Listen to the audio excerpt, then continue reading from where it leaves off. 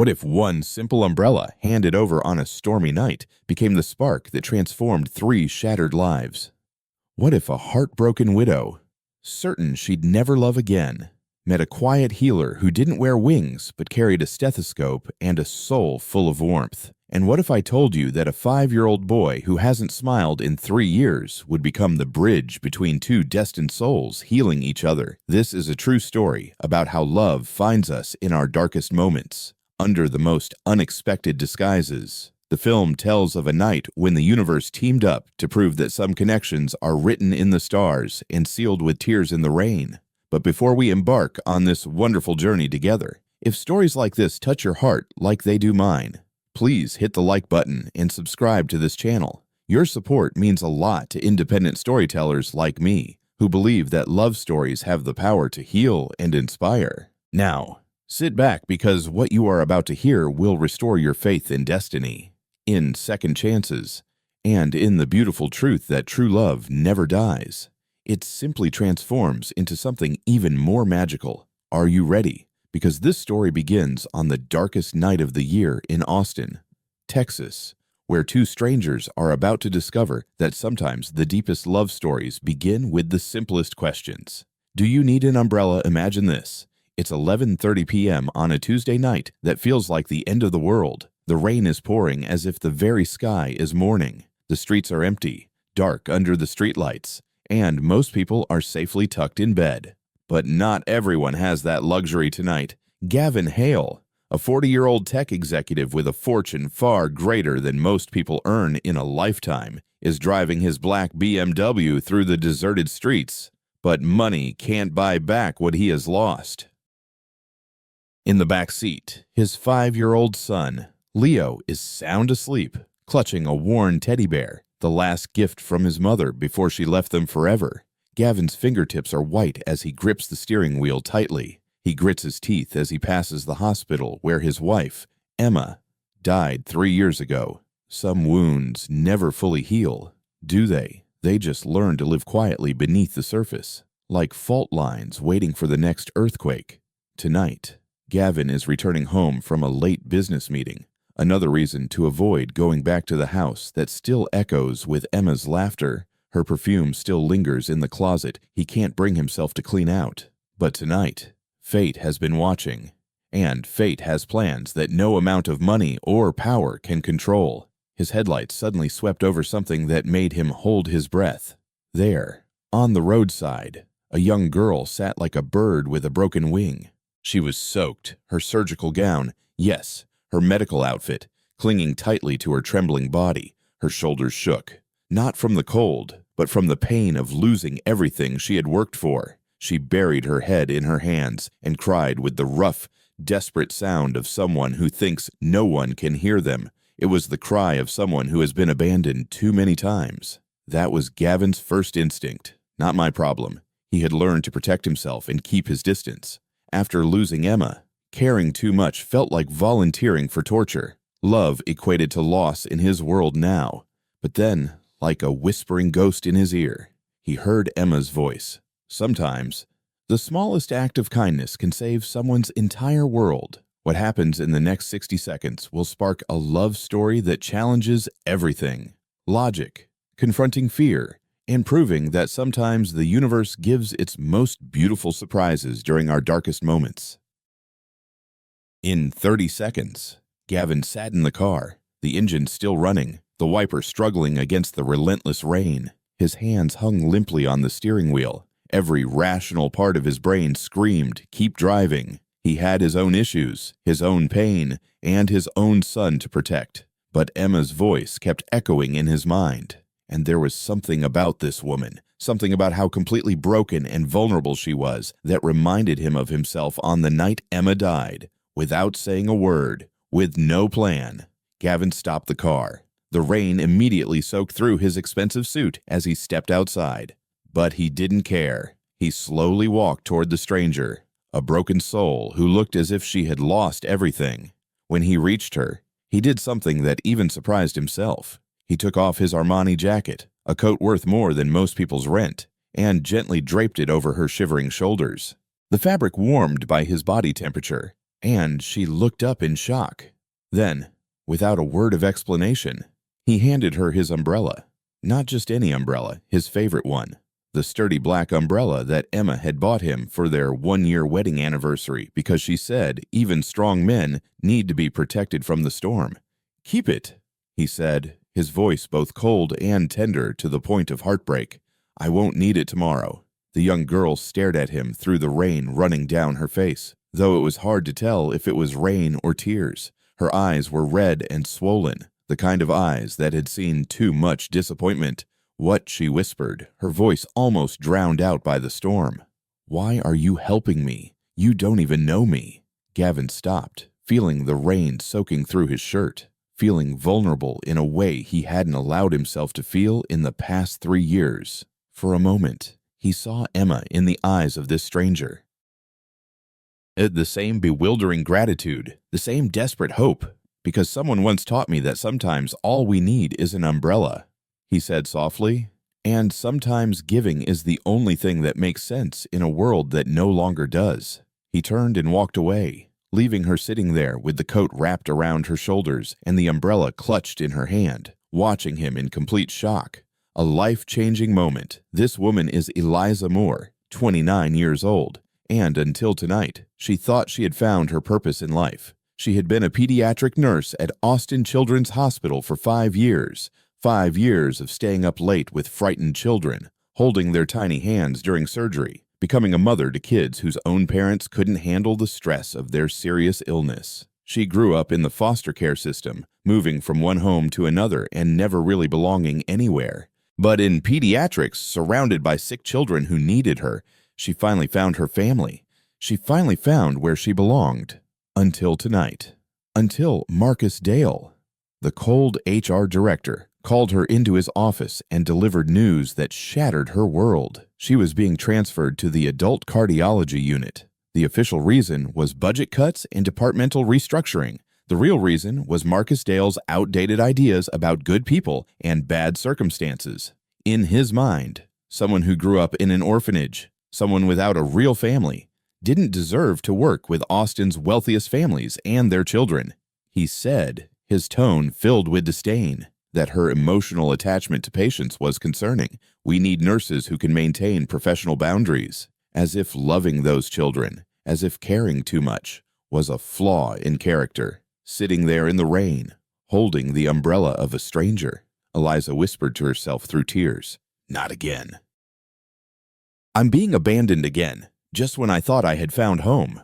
But what both Gavin and Eliza didn't know was that at that moment, the simple exchange of kindness between strangers was the first note in the symphony that would change all their lives forever. Because sometimes the universe has a strange way of bringing the right people together at the right time. And sometimes it takes the innocent eyes of a child to see what adults are too afraid to believe. 3 days later, Zilker Park. This is one of the perfect afternoons in Austin, where families play and laugh together. But not everyone here is smiling. Gavin took Leo to the playground, hoping to see a glimmer of joy in his son's eyes.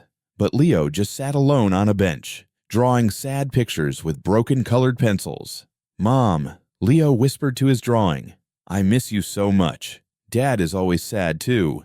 That hurts, doesn't it?" This little boy carries a pain far too great for his small shoulders. Suddenly, the cry of a child pierced the air. A little girl had fallen and scraped her knee. Blood flowed down her leg, and she cried as if the world was ending. And then she appeared. Eliza, sitting nearby with a book, immediately ran over. She knelt beside the crying child with the gentleness of an angel. "Hey there, sweetie," she said, her voice warm like honey.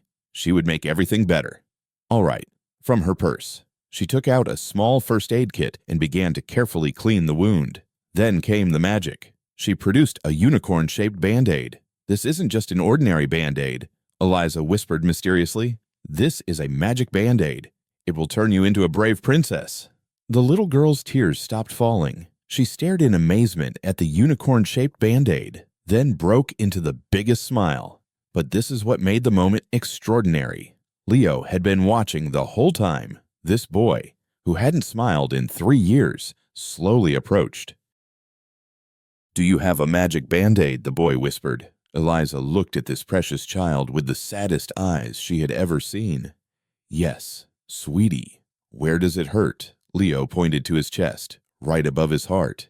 Here, since Mom went to heaven. What Eliza did next would change everything for Leo, for her, and for some CEO about to witness a miracle. Eliza's heart shattered completely.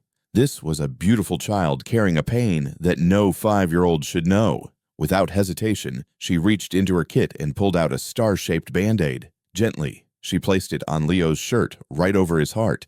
"This is the most special Band-Aid I have," she said to the boy with her eyes misty. "It holds all the love your mom has sent down from heaven, right here, in your heart, where it belongs." And then it happened for the first time in 3 years. Leo smiled, not a polite smile, not a forced smile, but a truly genuine smile that lit up the world. That was the moment Gavin appeared, holding the juice boxes he had gone to buy. He stopped right in his tracks. His son, the silent, suffering child of his, was smiling at a stranger. And not just any stranger, but the woman in the rain. Gavin breathed heavily, recognizing her instantly. She was the woman from last night. Eliza looked up, equally stunned. She was the man who gave me the umbrella. Leo, completely oblivious, the cosmic significance of this moment, holding Eliza's hand. "Dad, this lady has magical healing bandages. She healed my heart." Gavin stared at his son, then at Eliza. For the first time since Emma's passing, he felt something crack inside his chest. Not break, but open. Like perhaps, just perhaps, there was still room for light to seep in. The three of them stood there in the evening sunlight, connected by something larger than mere coincidence, something like destiny. What happens when a grieving father realizes that someone else might hold the key to his son's happiness? Gavin started, then stopped. This man, who commanded board meetings and made million-dollar decisions, suddenly found himself at a loss for words. "Can you come to our house?" Eliza blinked in surprise. "I'm sorry." Leo. Gavin needed to look at his son, who was still beaming at Eliza as if she were made of sunshine. "The boy needs someone like you." "I'm not a professional babysitter," Eliza said carefully. But before she could say more, Leo wrapped his tiny arms around her leg. "I like you. Please don't go." The desperation in that small voice could break anyone's heart. And Gavin, the careful, controlled man, did something completely out of character. "Please," he said, his voice almost a whisper, "just temporarily." What Gavin didn't realize was that Eliza needed this just as much as Leo did. She had just lost her job, lost her sense of purpose, lost her place in this world. And here was the boy looking at her as if she had hung the moon. How could she say no? "All right," she whispered, "just temporarily." And thus began the most beautiful temporary arrangement in history. But as these three broken souls began to heal together, someone was watching from the shadows. Have you ever witnessed something beautiful grow day by day, like watching a flower slowly bloom? That's exactly what happened next in a Rainstone house. And it's the kind of magic that makes you believe in fairy tales again. At precisely 3 p.m. every day, Eliza arrived at the elegant 2-story house with its wraparound porch and well-tended garden. The house had been silent for 3 years, suddenly coming back to life with sounds it had forgotten. The sounds of laughter, conversation, and footsteps trying to escape the sadness. At first, Gavin hovered anxiously, observing from the doorway and window, ready to intervene if things went awry. But slowly, so slowly that you might miss it if you weren't paying attention, a miracle began to happen. Leo started to talk more, not just the polite, careful words the boy had learned to use with adults, but the genuine excited chatter of a 5-year-old child. The boy told Eliza about his dreams, about the imaginary friends he created for companionship, about the things he remembered about his mother. Mom used to make cookies that looked like stars, the boy told Eliza one afternoon as they mixed dough in the kitchen. But Dad didn't know how. He tried once, and they came out like burnt rocks. Eliza laughed, really laughed, for the first time since losing her job. "Well, maybe we should teach Dad how to make star-shaped cookies properly. What do you think, can we?" Leo's eyes lit up with a hope that hadn't been there for many years. Can we really teach him? And they did. They baked star-shaped cookies, heart-shaped cookies, butterfly-shaped cookies. They painted with watercolors, and those paintings often ended up on their clothes rather than on paper. They read stories about brave knights, kind princesses, and magical kingdoms where everything was always settled in the end. But the quiet moments were the most important, the moments when healing occurred without fanfare. One evening, Leo showed Eliza a drawing he had made. It was different from all his previous drawings. This one depicted a family. There was Dad with a serious expression. There was Leo with a toothy grin. And there was a woman with kind eyes and gentle hands standing beside them.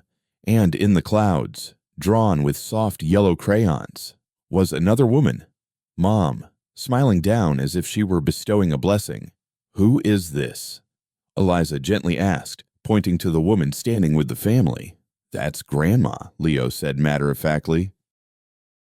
"Now, Grandma belongs to us. Mom is very happy because she knows you're taking very good care of Dad and me." Eliza's throat tightened with emotion. "How do you know that?" Sweetheart Leo leaned against her arm, trusting and warm. "Because sometimes I dream about her. And in my dreams, she says she sent you to us because she knew we needed someone who knew how to love broken hearts better." Even Gavin began to soften like ice melting in the spring sun. He found himself coming home earlier from work, making up excuses to join their activities. He watched Eliza teach Leo how to fold paper airplanes, and for the first time in many years, he laughed, really laughed, as Leo's airplane nose dived onto the sofa. "You're getting better at this," Eliza teased Gavin as his plane actually flew across the room. "You have a great teacher," Gavin replied, and for just a moment, their eyes met and lingered. There was something there, a spark of realization, a possibility that neither was ready to name. Mrs. Ellie, their elderly neighbor, who had been observing this transformation with keen eyes, noticed everything. She had lived long enough to recognize love when she saw it grow, even when those involved were too afraid to see it for themselves. "I've never seen Leo this happy since before Emma passed away," she told Gavin one evening as they watched Eliza and Leo dance to imaginary music in the living room. "That young woman has something special about her, something healing." Gavin looked out the window as Eliza and Leo returned. They both giggled like children. Leo's face radiated joy, his laughter echoing throughout the house like church bells. It was a sound that Gavin thought he would never hear again. "I know," he admitted quietly, his voice filled with emotion. "She has brought you back to life. She has brought both of us back to life." Mrs. Ellie, who had been married for 53 years and knew a thing or two about love, looked at him with an understanding gaze. "So why do you look so scared?" Son Gavin's jaw tightened. "Because loving someone means you might lose them, and I'm not sure my heart or Leo's heart can survive that loss again." But Mrs. Ellie saw what Gavin could not. That some risks are worth taking, that some loves are worth fighting for. Unfortunately, not everyone in Gavin's life agreed, because while love was quietly blossoming in the Hale household, someone was watching from the shadows. And some people would do anything to destroy what they do not understand. Marcus Dale had been watching, and he did not like what he saw. You see, Marcus represented everything ugly about corporate politics. He was the kind of person who believed that where you come from determines what you deserve. And Eliza, a previously fostered child with no family ties, no wealth, no status, she didn't belong in Gavin's world. One gloomy morning, Marcus stepped into Gavin's corner office holding a thick manila folder. "We need to talk about your babysitter," Marcus said, his voice dripping with feigned concern. "Her name is Eliza," Gavin replied coldly. "Eliza Moore." Marcus continued, opening the folder as if he were revealing national secrets. "Foster child. Background. Disciplinary issues. Repeatedly warned for being too emotional with patients." He spread out photos and documents across Gavin's desk. "Everything has been carefully selected, all designed to portray Eliza in the worst possible way. Are you really comfortable leaving your son with someone like this?" Marcus asked. Gavin stared at the papers. His jaw clenched. "What exactly are you implying?" "I'm not implying anything. I'm stating the truth. And here's another truth. The media is starting to take notice. The relationship between the tech CEO and the caregiver is struggling. How do you think that affects your investors? Marcus leaned forward, ready to pounce. I'm trying to protect you. Gavin. And Leo, too. The seeds of doubt have been sown. And sometimes that's enough to ruin something beautiful. That night, after Leo fell asleep, Gavin asked Eliza to stay late. The house felt strange, cold, despite the warm Texas air outside. I think Gavin started and then stopped. He looked everywhere except her face. I think we should end this arrangement. Those words hit Eliza hard. What? Why did I do something wrong? You're not doing anything wrong, Gavin said, his voice carefully controlled. But Leo needs stability, and I can't risk my future. Eliza's eyes welled with tears. Leo is happy. For the first time since his mother passed away, he is truly happy. This has always just been temporary, Gavin said, hating every word that came out of his mouth. We both know that. What Eliza doesn't know, what she will never know, is that Gavin is making this decision with his heart broken. He has seen the way she looks at Leo, how Leo lights up around her. He feels his own walls crumble every time she smiles. But fear is a powerful thing. And right now, the fear of losing someone he cares about is stronger than his courage to love. Eliza slowly stood up, her dignity still intact, despite her broken heart. She removed the coat that Gavin had given her on their first night and placed it on the chair. Next to it, she set down the umbrella that had started it all. Goodbye, Gavin, she whispered and stepped out of their lives. But some hearts refuse to accept goodbye. And sometimes it takes the wisdom of a child to show adults what truly matters. Have you ever seen a child's spirit broken? It's one of the most heartbreaking things in the world. 3 days after Eliza left, Leo stopped eating. He just sat by the window waiting, watching, hoping. Why isn't Ms. Eliza coming back? He asked his father, tears streaming down his little face. She promised to tell the whole story about the princess. Grandma Ellie was angry with Gavin. What did you do with that sweet girl? Leo is slowly withering away. Gavin tried everything. Leo's favorite food, new toys, promises of trips to fun places. Nothing worked. His son was disappearing before his eyes, and it was entirely his fault. On the 4th day, Gavin found something in Leo's room that made his heart freeze. It was a carefully folded paper doll with tiny words written in Leo's shaky handwriting when he was 5 years old. Daddy, Mommy told me something before she went to heaven. She said, the person who makes you smile is the one you should keep. Miss Eliza is that person. I don't understand why you took her away. I miss her so much. Gavin held the paper with trembling hands. And finally, he understood. He feared losing love so much that he threw it away himself. Emma's words echoed in his memory. The smallest act of kindness can save the whole world. But what happens when your own fears destroy that world? Sometimes, the bottom of the abyss is where you need to go to finally see the truth. Gavin did what he should have done from the beginning. He investigated Marcus's claims on his own. A phone call to Eliza's former hospital supervisor changed everything. Eliza Moore, the woman said, sounded truly confused. She's the best pediatric nurse we've ever had. The disciplinary issues you're asking about are ridiculous. She has been praised many times for her compassionate care. Why are you asking about these false accusations? Gavin's blood ran cold as the truth hit him. Marcus was not only manipulating the truth, he was outright lying. The documents, the photos, those warnings, all fabricated or distorted beyond recognition. Within an hour, Gavin found Marcus in his office. You're fired, he said simply. Security will escort you out. Marcus tried to defend himself to justify his actions, but Gavin interrupted him. You ruined the reputation of an innocent woman because of your own biases, and in doing so, you nearly destroyed my son. But firing Marcus couldn't undo the damage. Eliza was gone. Leo still refused to eat. And Gavin didn't know if he could ever do this right.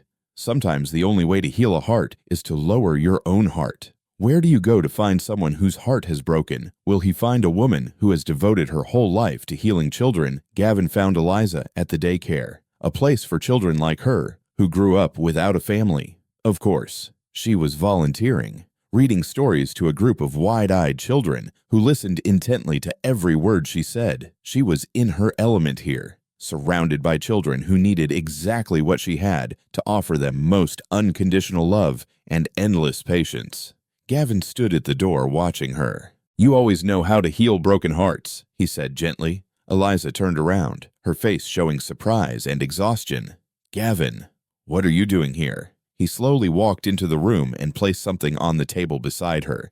The umbrella he had given her on their first night in the rain. "I told you I wouldn't need it tomorrow," he said, his voice full of emotion. "But I was wrong. I need it. And I need you." Eliza stared at the umbrella, then looked at him. "You don't understand." Gavin knelt down on one knee, right in front of all those children, his self-esteem completely shattered. "I let fear take control of me," he said, tears welling up. "I was so afraid of losing the one I love that I pushed away the only person who could save both of us. Leo taught me something," Gavin continued. He recounted that his mother had told him, "The person who makes you smile is the person you should hold on to. You are that person, Eliza, for both of us." But can love really overcome the wounds of betrayal? Can trust be rebuilt with something as simple as the truth? The journey home felt like the longest and shortest one of their lives. Eliza sat in the passenger seat, her heart pounding with anxious hope and cautious joy. Could she trust this? Could she trust him? Could she trust herself to love this family without fear of being abandoned again? Gavin's hands trembled lightly on the steering wheel. What if Leo had changed his mind? What if too much damage had been done? What if love wasn't enough to heal the fears that had shattered? But as they drove into the familiar driveway, lined with oak trees and white picket fences, a small face pressed against the living room window. Leo had been waiting up for days, watching and waiting and hoping that somehow his prayers would be answered. When he saw Eliza step out of the car, his entire face transformed. It was like watching the sunrise after the longest and darkest night of winter, like witnessing a flower bloom, like seeing hope come alive. Leo ran to the front door, but then he stopped. He didn't rush into her arms as one might expect. Instead, he took a deep breath and very carefully, very solemnly brought his tiny hand towards her.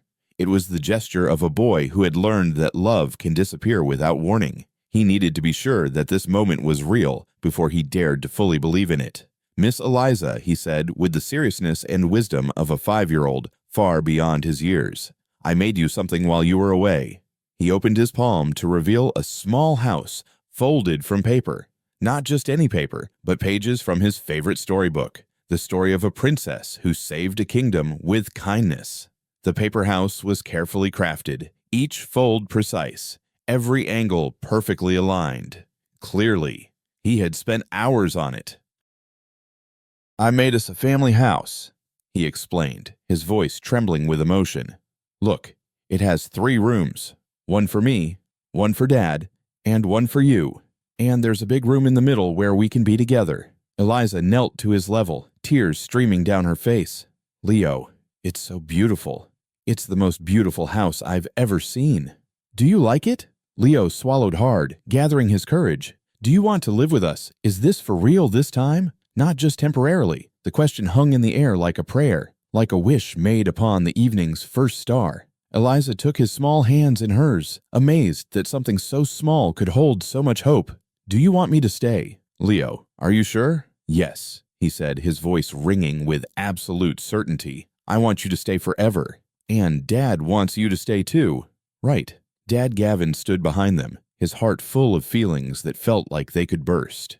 The man who had built walls around his emotions, who had spent 3 years afraid to feel anything too deeply, finally understood what Emma meant when she said, "Love doesn't end with death. It only transforms. We need you." "Eliza," he said, his voice hoarse with emotion.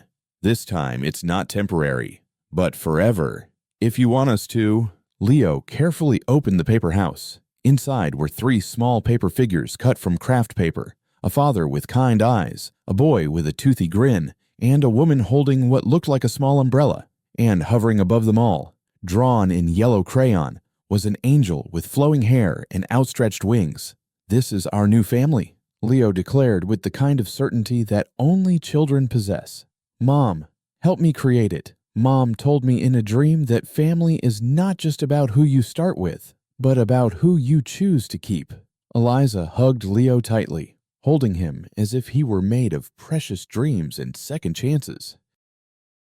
Then she looked up at Gavin, the man who drove through the rain to find her, who humbled himself to ask for forgiveness, who chose love over fear. This time, instead of retreating into the darkness of pain, Gavin stepped toward the light. He embraced both of them, and for the first time in 3 years, he felt whole. Outside the window, the Texas sky was clear after many days of dark clouds. The golden sunlight streamed through the glass, warming their faces as they held each other tightly. This new family was born from loss and hope, from the simple miracle of choosing to love again. And on the nearby table was a dry umbrella, no longer needed to shield from the storm, but kept as a reminder of how love can come to you in the most unexpected moments, how kindness can change everything. Sometimes those who are meant to love us come to us in the form of strangers in the rain. You see, this is what Emma had known for a long time. Love does not end with death. It transforms. It becomes the guardian angels that bring the right people to us just when we need them the most. Emma's love did not disappear when she passed away. It brought Eliza to them on that rainy night, carrying an umbrella and a heart big enough to heal everything. All we need is the courage to hold on to the person who makes us smile. Sometimes that person holds the umbrella, waiting in the rain for someone brave enough to stop and shelter them. And sometimes, if we are very lucky, that moment of kindness will become the beginning of a love story that proves fairy tales can come true. They just look different from what we expect. This is true love. Messy, imperfect, scary, and entirely worth fighting for. This is what happens when we choose compassion over fear, when we choose to see their true selves instead of their backgrounds, when we choose to believe that every ending can become a new beginning. And this is why you should never underestimate the power of a simple umbrella and an even simpler act of kindness from a human being. Love does not end with death. It transforms into something even more beautiful. This story reminds us that healing often begins with a single, selfless act, like offering an umbrella on a rainy night or choosing compassion over judgment when it's hardest. Through Gavin's quiet strength, Vanessa's courage, and little Oliver's innocent heart, we're reminded that even the most broken souls can become one another's salvation when love is allowed to speak louder than fear. If this story touched you the way it touched us, please take a moment to send your love and support to Gavin and Vanessa. What they've been through isn't just heartbreaking, it's deeply human, and their journey shows that sometimes the people who seem the most guarded are the ones most in need of being seen, held, and believed in. What do you think their next chapter should look like? Should Gavin open up more and trust the love that's finally within reach? Should Vanessa allow herself to belong to a family again? Not just be strong for others. We'd love to hear your thoughts. And if you believe in stories that restore faith in humanity, don't forget to subscribe to Touching Tales Hub. Your support helps keep these powerful, heartwarming moments alive.